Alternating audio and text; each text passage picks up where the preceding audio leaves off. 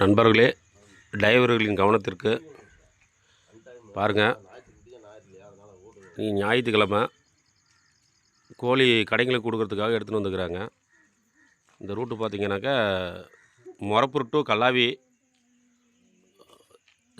கரெக்டாக எலவடைக்கு நேராக வளைவில் வந்து விழுந்துருக்குறாங்க. தூக்கம் இல்லாமல் வந்திருப்பாப்புல டிரைவரு. ஏதோ ஒரு அசதியில் விட்டுட்டுருக்கிறாரு. பாருங்கள், டிரைவரின் கவனத்திற்கு பாருங்கள். எல்லாத்துக்கும் குடும்பம் இருக்குது. இந்த வளைவில் வந்து எனக்கு தெரிஞ்சு எங்கள் ஏரியா தான், எங்கள் ஊர் எலவடை. இந்த இடத்துல விழுந்தவங்க யாரும் இதுவரை உயிரோடு போனதில்லை. பரவாயில்ல, கோழிங்க தான் ஒரு 40 கோழி பக்கம் செத்துருக்கும்.